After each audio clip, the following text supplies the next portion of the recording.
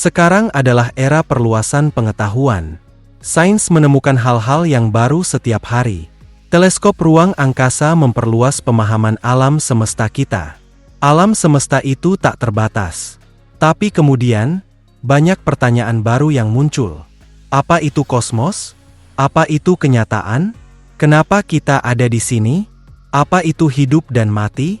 Kemana kita pergi setelah mati? Dari perspektif manusia, melalui sains, kita berusaha mengungkap alam semesta untuk menemukan jawaban. Namun, dari alam semesta juga mengirimkan kita informasi, pengetahuan baru, pewahyuan baru, untuk menjawab pertanyaan modern tersebut, dalam bentuk makalah-makalah yang diterima dan dibukukan oleh sekelompok ilmuwan di Chicago pada awal abad 20. Namanya buku Urantia. Buku ini bertujuan memperluas wawasan kosmis dan meningkatkan persepsi spiritual. Buku ini menjelaskan berbagai realitas kosmis secara harmonis, menghubungkan antara data ilmiah, sejarah, filosofi hidup, spiritual, dan ajaran agama. Apa isi buku itu? Jika kita membaca daftar penulis, kita akan melihat bahwa mereka bukan nama manusia. Sebab itu banyak orang membacanya sekilas lalu menganggapnya hanya fiksi. Tapi kalau Anda teliti isinya secara serius dan membandingkannya dengan kenyataan, apa yang diungkap buku ini adalah kebenaran-kebenaran. Para penulisnya mengklaim bahwa mereka tahu tentang apa yang mereka tulis itu. Mereka menulis dengan gaya yang resmi, jelas, dan meyakinkan tentang segala hal.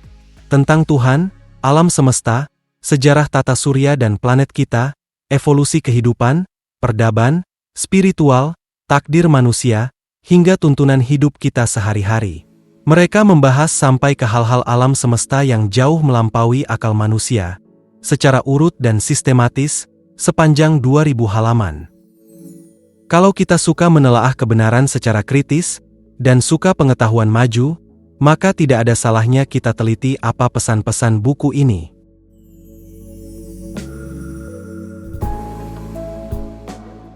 Buku ini terdiri dari 4 bagian.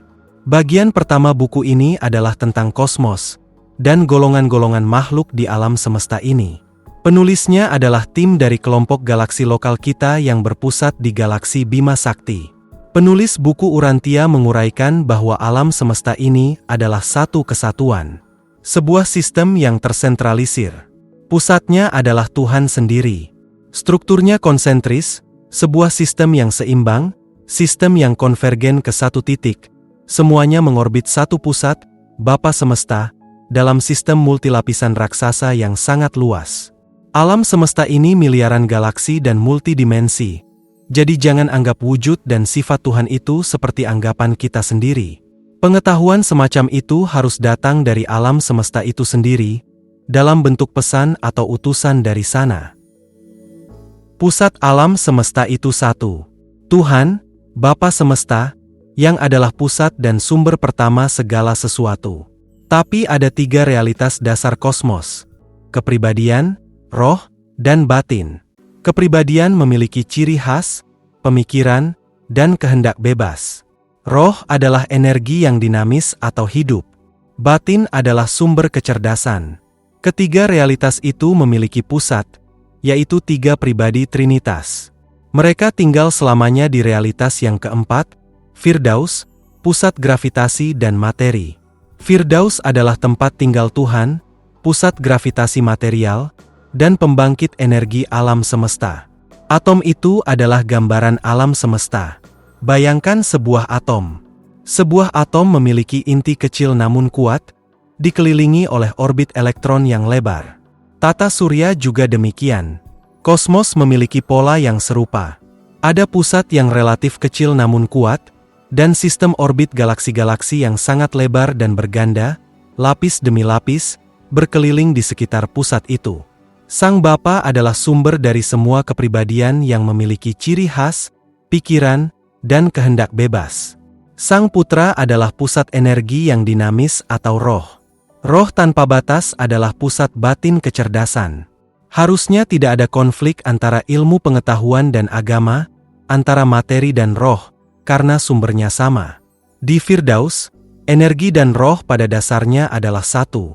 Perbedaan terjadi karena kesenjangan yang semakin meningkat antara roh dan energi, semakin jauh dari Firdaus, diperlukan fungsi batin yang berfungsi sebagai jembatan antara roh dan energi atau materi. Makhluk yang punya batin seperti kita, dapat memahami hal spiritual yang tinggi, dan sekaligus punya kecerdasan untuk memanipulasi materi. Intelektual itu jembatan penggabung antara spiritual dan material. Alam semesta adalah karya ciptaan, kehidupan bukanlah kebetulan, melainkan produk dari kecerdasan kosmos. Buku ini telah menjelaskan dengan terperinci tentang dunia-dunia yang dihuni oleh makhluk cerdas di luar sana. Kita tidak sendirian. Kehidupan berkembang pesat di alam semesta. Ada banyak peradaban yang jauh lebih tua dari peradaban kita. Kita datang dari mereka. Kita adalah bagian dari keluarga besar alam semesta. Alam semesta itu baik pada kita karena kita ini bagian dari keluarga mereka, keluarga besar Tuhan, Sang Bapa Semesta. Bapa Semesta adalah Tuhan seluruh alam semesta. Sifatnya adalah seperti Bapa, Bapa terbaik kita. Kasih adalah sifatnya. Dia bukan hakim kejam yang suka mengancam kita dengan neraka dan hukuman. Dia bukan pencipta neraka. Dia bukan sosok lemah yang menghuni benda atau rumah buatan manusia. Dia bukan dewa primitif yang sering marah dan cemburuan. Dia tidak minta korban darah dan nyawa. Dia tidak membuat hukum yang kejam untuk menakuti kemudian menjajah manusia. Dia itu pusat alam semesta yang maha luas. Dia Tuhan yang maha besar dan maha mulia. Dia itu pengasih dan penyayang. Dia adalah Bapa Roh yang harus dicintai, bukan hakim yang harus ditakuti. Manusia di alam semesta adalah anak-anaknya. Inilah konsep Tuhan alam semesta yang konsisten dalam seluruh makalah buku Urantia. Konsep alam semesta tentang Tuhan, bukan konsep manusia. Alam semesta ini beroperasi berdasarkan hukum-hukum alam semesta. Dosa adalah pelanggaran pada hukum-hukum alam semesta ini, dan siapa yang melakukan atau melanggar akan menerima akibatnya. Tuhan itu adil dan benar. Berikutnya adalah struktur alam semesta. Di pusat alam semesta ada sistem alam semesta sentral. Di situ ada Firdaus, satelit-satelit Firdaus, dan Havona. Di bagian luarnya, dalam orbit, ada 7 alam semesta super. Ini adalah alam semesta yang masih berkembang dan belum selesai. Kita ada di sini, alam semesta super. Selanjutnya, di luar kita, masih ada banyak alam semesta bagian luar yang belum dihuni. Setelah perjalanan panjang, kita akan mencapai Firdaus, menemui Bapa Semesta, dan dimasukkan golongan finaliter. Finaliter itu manusia yang disempurnakan, sudah tamat pendidikan panjang alam semesta. Setelah itu, kita akan diutus ke alam-alam semesta, ikut memerintah bersama Tuhan, mengelola alam-alam semesta yang baru. Jadi, itu sekilas mengapa Tuhan menciptakan golongan manusia, dan memberi takdir yang tidak ada batasnya. Bagian pertama buku Urantia berisi berbagai golongan kepribadian di alam semesta. Mereka memiliki asal-usul, fungsi, dan takdir masing-masing. Buku Urantia menjelaskan peran dan posisi mereka dalam organisasi alam semesta yang luar biasa besar ini.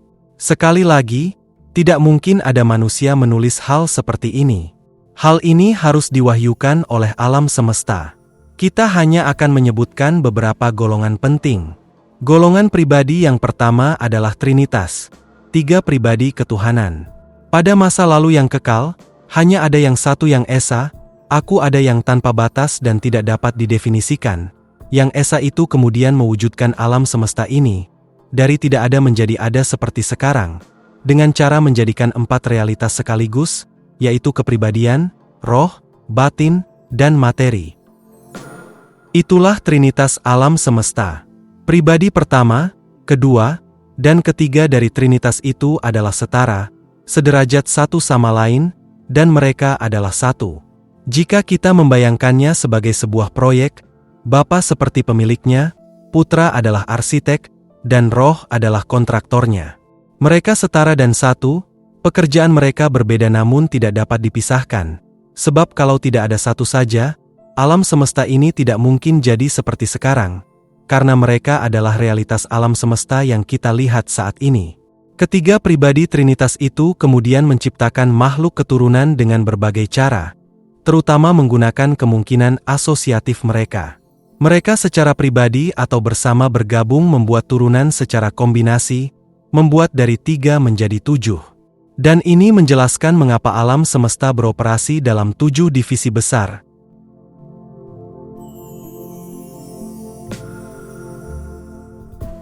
Ada banyak nama makhluk yang akan Anda baca di bagian pertama.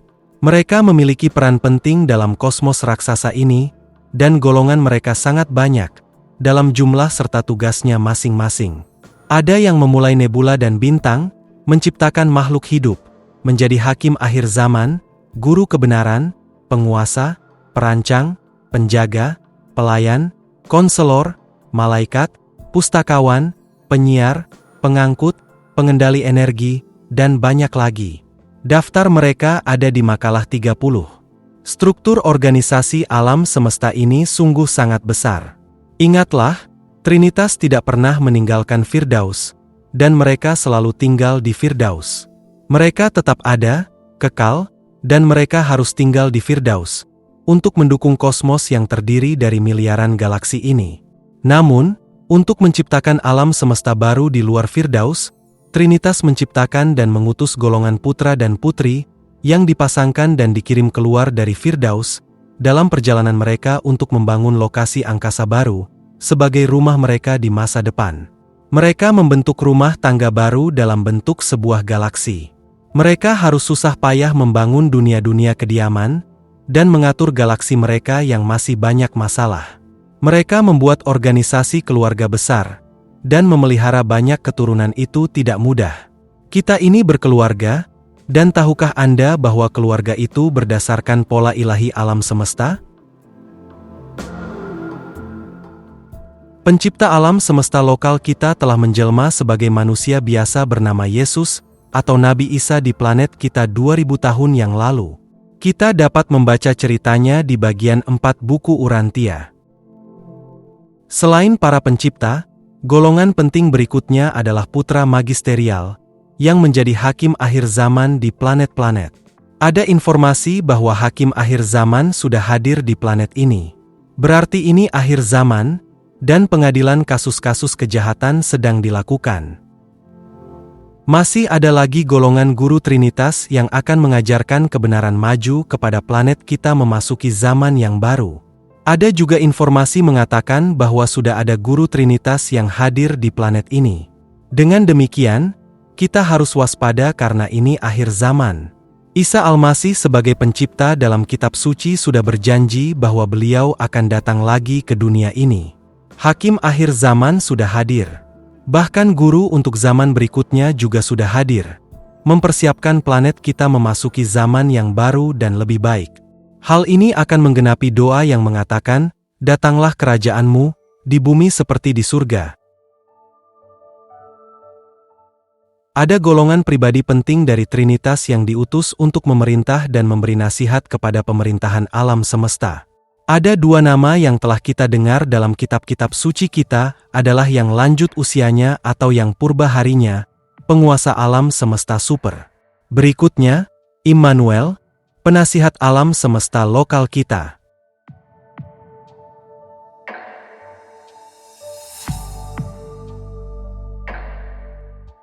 Kosmos dibagi menjadi 3 bagian utama. Bagian pertama adalah sistem alam semesta sentral, yang mencakup Firdaus, dunia sakral, dan 1 miliar dunia Havona.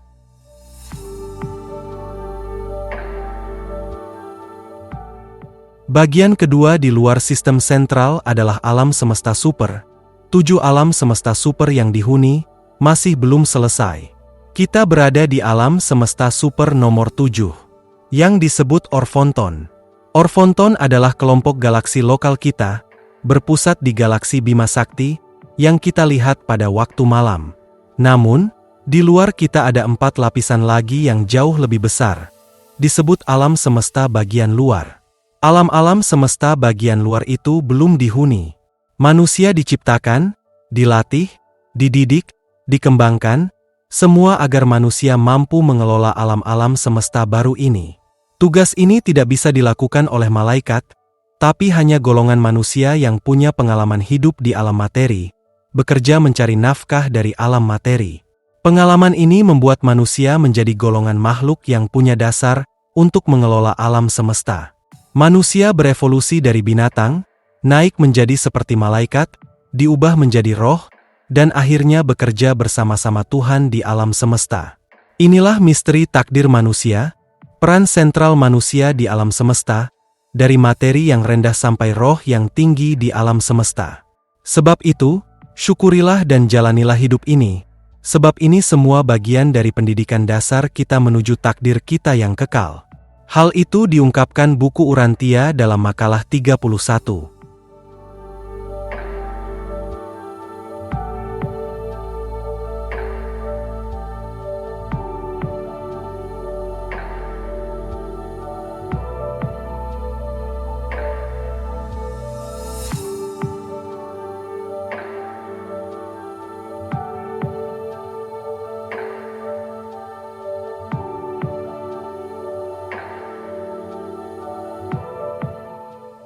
Kita pindah ke bagian kedua. Bagian pertama adalah tentang kosmos dan alam semesta sentral yang sempurna. Namun demikian, di luar sistem pusat yang sempurna ini, ada alam-alam semesta baru, jutaan galaksi, yang masih berkembang dan belum sempurna. Bagian kedua dari buku Urantia adalah tentang penciptaan dan pengelolaan alam semesta baru di luar Firdaus. Bayangkan alam semesta lokal sebagai galaksi yang berisi beberapa juta bintang. Ada miliaran galaksi di atas sana, yang semua belum sempurna. Bagaimana cara mengatur alam semesta? Seperti apa organisasinya, material bahan baku penyusun alam semesta, dan cara mengembangkan kehidupan melalui evolusi? Bagian ini banyak berisi data teknis ilmu pengetahuan dan kehidupan di planet-planet. Kalau Anda suka biologi atau fisika, cobalah baca bagian 2. Bagian 2 bicara realitas alam. Sebuah galaksi biasanya dimulai dengan ledakan nebula besar. Makhluk roh raksasa yang menciptakan ledakan ini disebut sebagai organisator Forsa Master. Mereka adalah roh yang dahsyat, yang memiliki muatan Forsa raksasa, begitu kuat sehingga ketika dia hadir di ruang angkasa, maka semua materi debu di ruang itu akan mulai berputar membentuk siklon raksasa, berputar di sekelilingnya. Kemudian dia hanya menarik diri dari sudut yang tepat, dan siklon angkasa akan terus berkembang menjadi nebula, tempat kelahiran bintang-bintang, dan terus melahirkan planet-planet, dan seterusnya sampai ada planet yang dapat ditanami kehidupan. Semua terjadi secara alamiah. Matahari purba akan terus berputar, menarik debu luar angkasa di sekitarnya yang akan mengumpul menjadi planet. Gaya gravitasi yang membuat planet menjadi padat dan makin besar. Proses seperti itu alami, dan kita dapat mempelajarinya dengan mengamati nebula dan bintang di luar sana. Planet-planet tersebut kemudian menjadi lebih stabil dan dapat dihuni oleh kehidupan. Ada golongan khusus ahli biologi, pembawa kehidupan, yang membuat dan menanami planet-planet dengan makhluk hidup sederhana. DNA makhluk itu sudah dirancang agar dapat terus bermutasi menjadi lebih rumit, sehingga evolusi itu akhirnya akan menghasilkan manusia. Evolusi itu bukan kebetulan. Evolusi adalah produk kecerdasan dan roh. Tidak usah kita heran, karena peradaban dan teknologi mereka sudah ada miliaran tahun sebelum kita ada.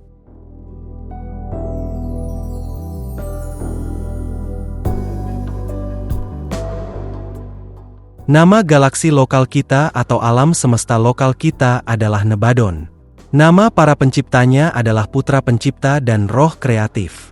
Nama mereka yang lain adalah Mihael dan ibu alam semesta Nebadon. Putra pencipta adalah keturunan pribadi pertama dan kedua Trinitas, sedangkan roh kreatif berasal dari pribadi ketiga Trinitas. Bersama-sama, pasangan ini dapat menciptakan dan mengelola makhluk hidup. Mereka menciptakan semua makhluk di alam semesta kita. Mereka sudah memiliki teknologi jauh lebih maju dari kita. Kita tidak dapat membayangkan peradaban maju mereka. Putra pertama mereka adalah Gabriel, kepala eksekutif alam semesta. Dia seperti Perdana Menteri. 2000 tahun lalu Gabriel pernah datang di planet kita, memberitakan bahwa bapaknya akan lahir di planet ini. Golongan putra berikutnya, Melkisedek, adalah pribadi-pribadi serba bisa yang melayani antar planet pada saat keadaan darurat dan masalah besar. Ada sesosok Melkisedek yang pernah menjelma jadi manusia pada masa Abraham. Karena pengalaman mereka yang luas, mereka mendirikan lembaga pembelajaran alam semesta. Golongan putra berikutnya, Vorondadek, adalah penguasa wilayah konstelasi. Mereka ahli dalam administrasi dan politik. Di bumi, golongan mereka pernah diwahyukan sebagai yang paling tinggi, the most high. Berikutnya adalah golongan Lanonadek, eksekutif penguasa planet dan sistem. Sebagai eksekutif mereka mengelola pemerintahan gugus bintang lokal dan di planet-planet. Golongan berikutnya adalah Adam dan Hawa, putra dan putri material. Mereka dikirim ke planet untuk perbaikan genetik manusia. Mereka berkeluarga, dan mereka memiliki karakteristik fisik yang unggul. Adam dan Hawa itu didatangkan dari planet ibu kota sistem lokal. Mereka bukan manusia pertama di bumi. Sebelumnya sudah banyak manusia di planet ini, ada 6 ras warna, yang semuanya berambut hitam. Adam dan Hawa datang untuk kawin campur dengan manusia.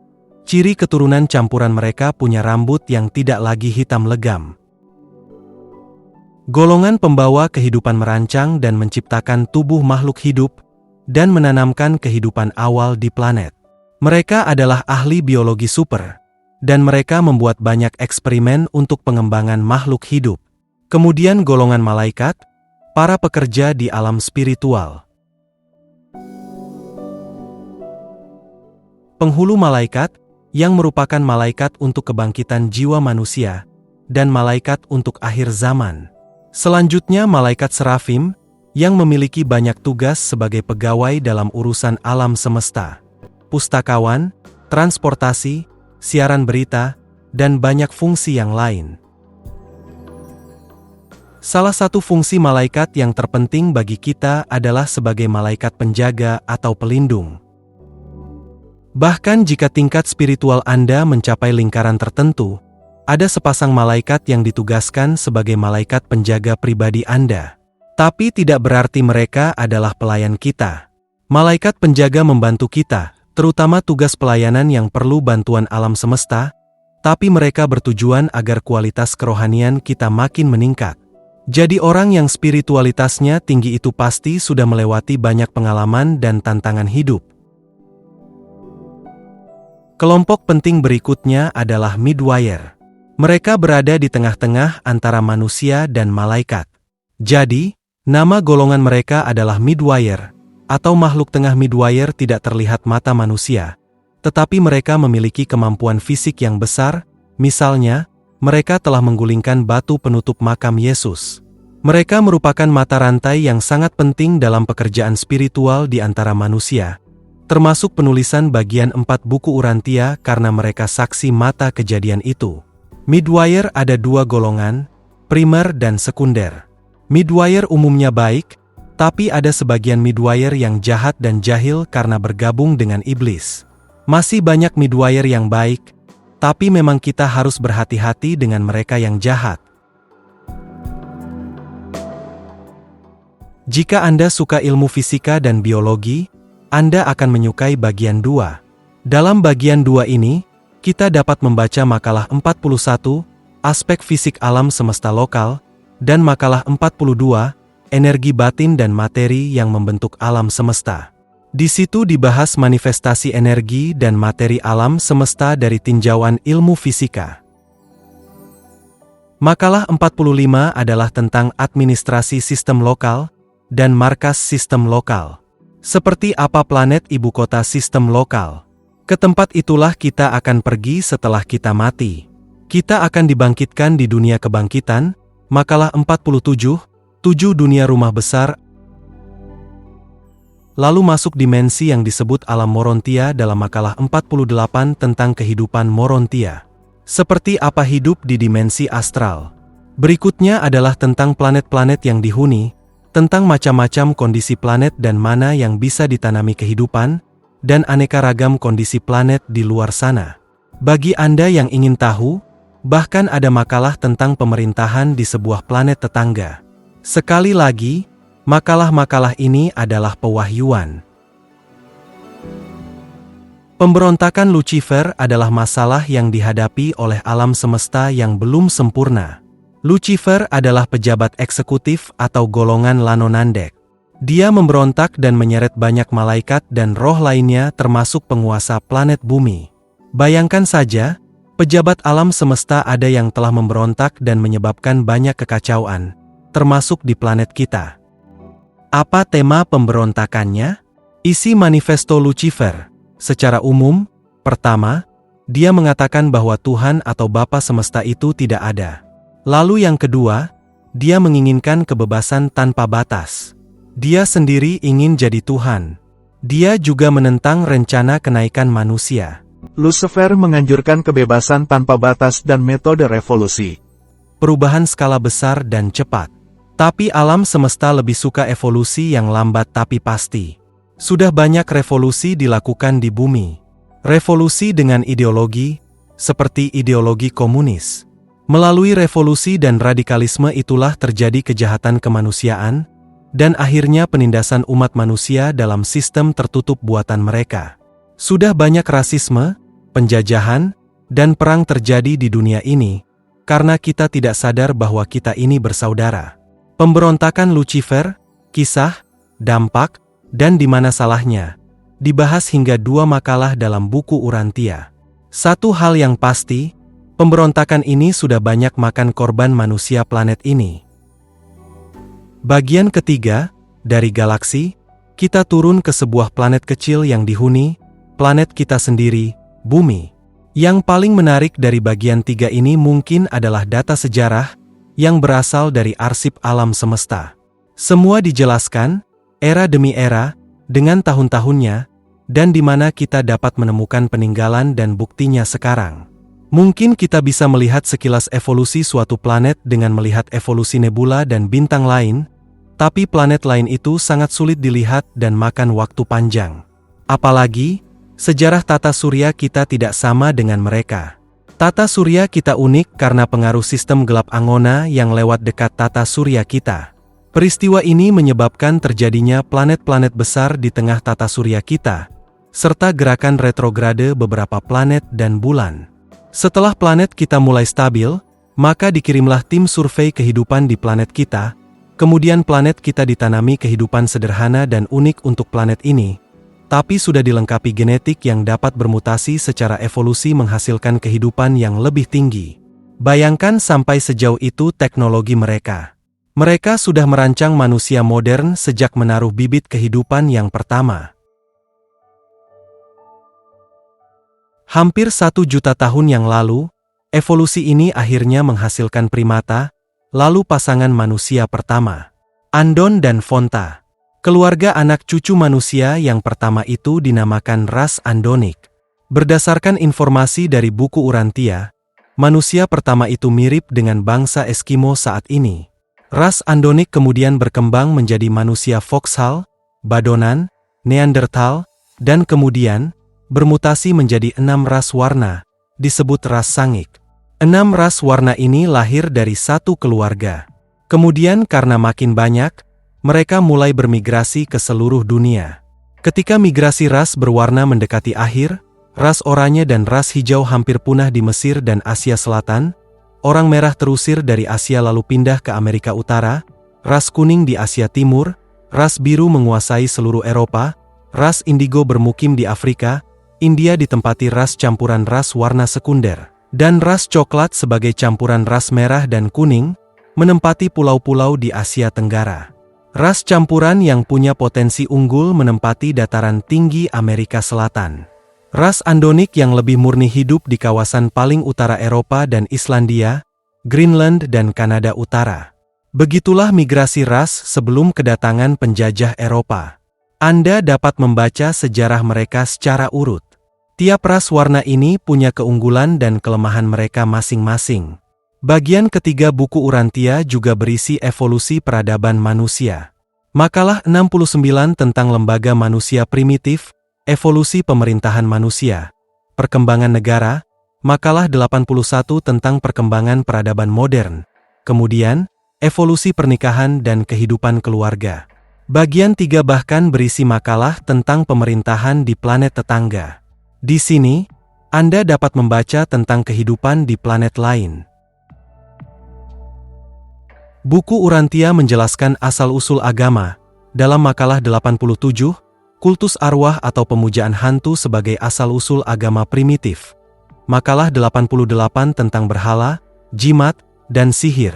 Makalah 89, dosa, pengorbanan, dan asal-usul doktrin penebusan dosa. Makalah 90 tentang perdukunan tabib dan munculnya dominansi golongan imam atau pendeta dalam agama. Makalah yang lain tentang evolusi agama lebih lanjut. Dengan membaca sejarah manusia tersebut, kita yang berpikiran ilmiah akan lebih memahami tentang evolusi peradaban dan agama manusia. Kita akan mempelajari agama itu berevolusi, dan kita dapat menemukan praktik dan kepercayaan kuno tersebut yang masih tersisa saat ini dalam banyak tradisi agama kita sendiri. Perkembangan agama terus berlanjut dengan kedatangan Melkisedek, pribadi tinggi alam semesta yang menjelma menjadi manusia, dengan nama Raja Salem, yang memulai agama yang berlandaskan keimanan dan takwa. Ajaran keimanan ini memengaruhi agama-agama di seluruh dunia hingga saat ini. Bagi Anda yang belajar agama, ada beberapa makalah tentang asal-usul berbagai agama di Barat, Timur, dan Timur Tengah. Kemudian ada 4 makalah khusus yang membahas tentang apa itu agama dan spiritualitas. Makalah ini adalah analisis alam semesta tentang hakikat agama dan berbagai fitur agama. Banyaknya agama di Urantia semuanya baik sejauh agama-agama itu membawa manusia kepada Tuhan dan membawa kesadaran akan Bapa kepada manusia. Tidak ada agama Urantia yang tidak dapat mempelajari dan menyerap kebenaran terbaik yang terkandung dalam setiap agama lain, karena semua agama mengandung kebenaran. Dengan mempelajari pandangan orang lain yang berbeda dari kita akan memperoleh kebijaksanaan. Mana yang baik, kita ambil dan kita pakai untuk pribadi kita sendiri. Dengan memahami sudut pandang orang lain, kita akan lebih simpatik dan penuh kasih terhadap mereka. Barangkali ajaran terpenting dalam bagian 3 adalah tentang spiritualitas yang tertinggi. Ini bukan ajaran, tapi fakta.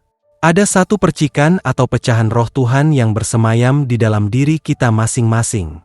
Nama roh ini adalah pelaras pikiran, percikan roh atau pecahan roh Bapa Semesta.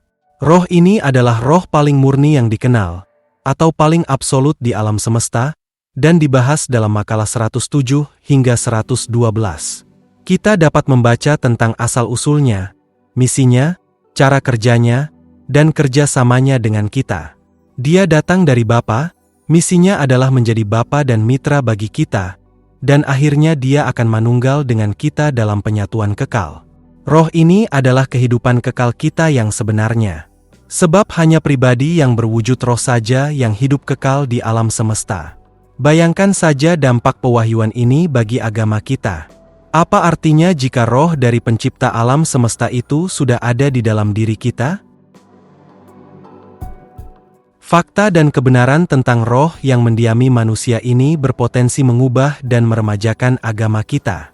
Agama masa depan akan menjadi agama pribadi tentang hubungan antara Tuhan dan manusia. Renungkan saja pertanyaan-pertanyaan ini. Di manakah seharusnya pusat peribadatan kita? Apa saja praktik keagamaan yang perlu kita lakukan setiap hari? Roh ini berdiam di dalam diri kita setiap saat. Kita dapat berbicara kepadanya dan mendengarkan perkataannya setiap saat. Kita tidak tergantung tata cara dan hafalan doa. Kita tidak perlu perantara atau pemberi syafaat supaya doa kita didengarkan dan dosa kita diampuni, karena antara Tuhan dan kita itu sudah ada jalur komunikasi langsung.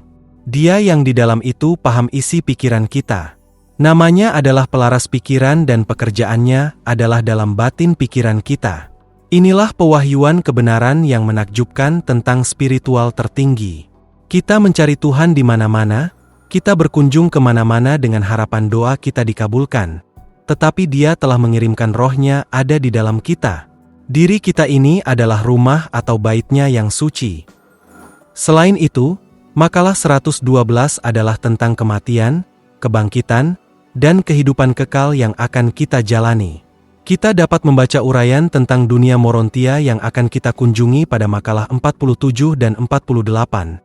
Dan tentang kebangkitan kita di aula kebangkitan, dilanjutkan perjalanan kita nanti di dunia rumah besar dan ibu kota sistem lokal yang bernama Yerusalem. Bagian 3 diakhiri dengan penjelasan tentang Yang Maha Tinggi, Tuhan evolusi alam semesta, Tuhan yang berevolusi bersama kita, dan kita mengambil bagian dalam evolusi itu. Evolusi seluruh alam semesta memiliki sosok keilahian baru, yang disebut Yang Maha Tinggi, yang sudah ada tapi sekarang belum muncul, tetapi akan muncul setelah evolusi selesai.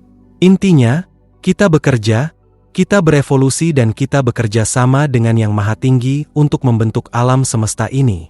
Manusia memiliki kemampuan untuk mencipta. Apa yang kita lihat di dunia ini sebagian besar adalah hasil karya manusia. Semua karir dan pekerjaan sekuler yang baik juga sakral. Disinilah letak tanggung jawab kita, karena kita akan mendapatkan pahala dan peran kita nanti dalam Yang Maha Tinggi. Pekerjaan dan kemampuan kita tidak akan hilang begitu saja saat kita meninggal. Semua masih akan dilanjutkan di alam yang lebih tinggi, dan kita akan makin disempurnakan. Teruslah bekerja yang baik di dunia ini, karena semua ada pahala dan ada masa depannya. Prestasi kita adalah prestasi Tuhan juga. Karya hidup Anda tidak akan sia-sia. Kita sampai ke bagian keempat, bagian terakhir dari buku Urantia. Di bagian pertama, Tuhan memberikan takdir yang tinggi kepada manusia dan peran penting dalam alam semesta. Di bagian kedua, Tuhan menciptakan dan memelihara manusia. Di bagian ketiga, Tuhan tinggal di dalam manusia, dan Tuhan bekerja bersama dengan manusia. Kemudian dalam bagian keempat, Tuhan menjadi manusia, untuk memberikan contoh hidup nyata kepada manusia. Bagian keempat ini menjelaskan seperti apa Tuhan itu, yang hidup sebagai manusia normal di planet ini. Aktor pelakunya adalah putra dari Bapa semesta itu sendiri, yang dari Firdaus, dan dia juga pencipta galaksi kita, alam semesta Nebadon di bagian kedua buku Urantia. Jadi, pencipta datang sendiri untuk menjadi sama dengan ciptaannya, untuk menunjukkan kepada kita Tuhan Bapa semesta yang mengutusnya, dan bagaimana jalan yang lurus menuju keabadian. Belajarlah tentang Tuhan alam semesta dengan melihat hidupnya. Seperti apa Tuhan itu? Apakah Dia penuh murka dan menakutkan? Apa pesan penting yang Dia ajarkan dan Dia lakukan? Apakah Dia pemarah dan cemburuan kepada ciptaannya sendiri? Apakah yang Dia minta agar berkenan kepadanya? Semua yang diajarkan buku Urantia diperagakan dalam hidup seorang manusia biasa dalam bagian 4 buku ini. Bagian 4 adalah tentang kisah dan ajaran pencipta alam semesta kita, Mihael dari Nebadon, yang menjelma menjadi manusia Yesus dari Nazaret. Namanya Yesus, atau Isa dalam bahasa Arab. Nama aslinya adalah Joshua. Dalam bahasa Aram ia disebut Isho. Dalam bahasa Yunani dia Iesos. Buku Urantia menggambarkan tokoh sejarah ini dalam 70 makalah, lebih dari 700 halaman teks. Dan mungkin biografi ini lebih detail daripada biografi manapun yang pernah Anda baca. Kisah hidupnya rinci, kronologis, dengan tanggal, analisis, komentar, dan konteks. Tidak hanya kata-kata dan tindakan Yesus, tetapi juga isi pikirannya dan pikiran orang-orang lain pada saat itu. Alam semesta sudah merekam segala sesuatu yang terjadi di alam semesta ini. Tidak ada tahun yang hilang.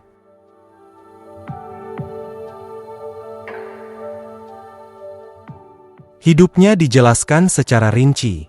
Mulai dari pralahirnya, tujuannya untuk dilahirkan di planet ini, pemilihan orang tuanya, kelahirannya, masa bayinya, Masa kecilnya, tahun-tahun bersekolah di Nazaret, kematian ayahnya karena kecelakaan, perjuangannya bekerja untuk menghidupi ibunya dan adik-adiknya, membuat beberapa usaha sampai akhirnya mereka dapat mandiri dan berkeluarga. Kemudian perjalanannya dengan 2 orang pedagang India sampai Roma dan berkeliling Laut Tengah. Dilanjutkan perjalanan ke Danau Urmia. Dia kembali ke Palestina, baptisannya, pencobaan oleh para pemberontak, pemilihan 12 rasul, lalu perjalanannya sebagai pengkhotbah publik memberitakan kabar baik hingga beberapa kali ke seluruh Galilea, Samaria, dan Yudea. Lalu karena hendak ditangkap, mereka terpaksa lari ke utara, ke Sidon, tapi kemudian mereka kembali ke Gunung Hermon, mengalami transfigurasi, lalu lewat jalur timur ke Dekapolis, Perea dan Philadelphia di bagian timur. Dia kembali ke Yerusalem, menghidupkan Lazarus dari kematian, kemudian dengan berani masuk ke Yerusalem. Selanjutnya, hari-hari pada minggu terakhirnya, ajaran terakhirnya di depan semua orang di Bait Suci Yerusalem. Peringatan pada musuh-musuhnya karena menolak kebenaran. Selanjutnya makan malam terakhir. Penangkapan di Taman Getsemani, penyaliban, kebangkitan. Diikuti penampakan dan kenaikannya. Makalah berikutnya adalah tentang pencurahan roh kebenaran, lalu makalah 195 tentang sejarah pengikut Yesus, zaman kegelapan abad pertengahan, pencerahan, dan tantangan masa depan yang akan kita hadapi, ancaman rasisme, ancaman perang dunia, dan masalah materialisme dan sekularisme. Kemajuan pengetahuan membuat ajaran agama yang ada tidak mampu mengikuti dan manusia berada dalam bahaya kehilangan kebenaran spiritual, sehingga alam semesta harus mewahyukan buku ini, dan menceritakan lagi kisah serta ajaran aslinya Yesus. Jadi buku ini benar-benar untuk membantu perjuangan semua agama yang ada. Bagian keempat diakhiri dengan analisis tentang apa itu keyakinan agamanya Yesus sendiri, keimanannya. Agama pribadinya sendiri, bukan interpretasi oleh pengikutnya yang belakangan. Dia adalah manusia, maka kita dapat mengikuti teladan caranya beragama. Dalam hidup dan kematiannya, Yesus menunjukkan kemenangan kasih atas kejahatan, dan bukti kehidupan kekal setelah kematian.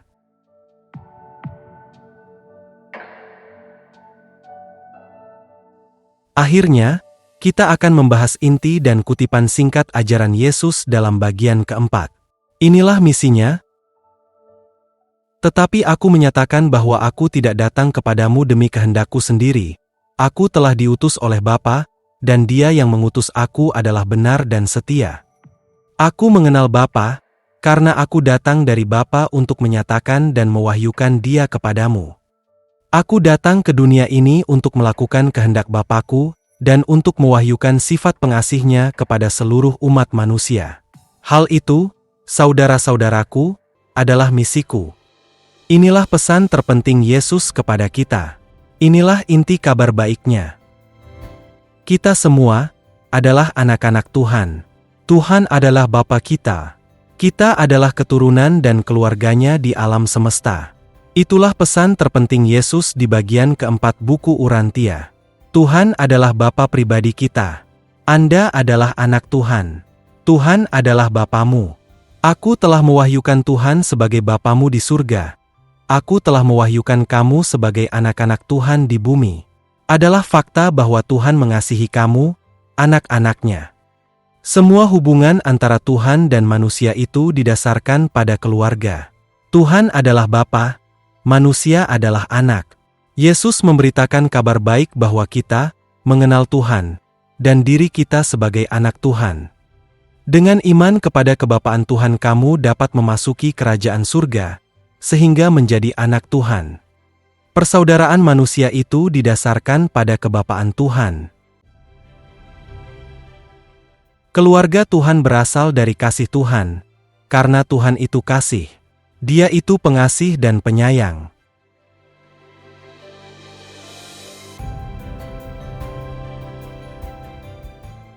Yesus mewahyukan sosok pribadi Bapa alam semesta kepada kita. Ia menunjukkan dalam hidupnya bahwa Tuhan alam semesta adalah Bapa yang pengasih, berbelas kasihan, dan baik. Cinta kasih, pengampunan, dan kebaikan adalah inti dari ajaran Yesus. Nilai-nilai ini tidak lain adalah sifat-sifat Tuhan sendiri. Tuhan adalah Bapa, dan manusia adalah saudara. Kita disatukan secara rohani oleh roh yang serupa dalam diri kita. Kesatuan spiritual itu adalah kunci perdamaian dunia yang abadi. Orang lain itu saudara, bukan musuh yang harus diperangi. Kita semua bersaudara. Roh yang mendiami kita itu dari sumber yang sama, itulah bukti kita ini bersaudara dalam kesatuan spiritual.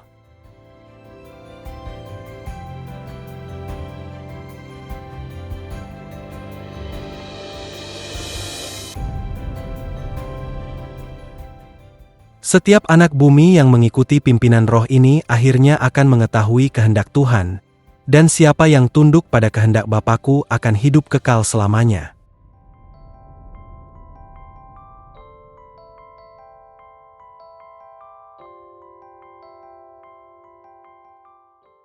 Luangkan waktu Anda untuk berkomunikasi dengan roh yang sudah mendiami Anda. Setiap manusia yang secara sadar atau tidak sadar mengikuti petunjuk roh itu, sedang hidup sesuai dengan kehendak Tuhan. Roh ini memandu langkah kita menuju takdir kita yang tak terbatas di alam semesta.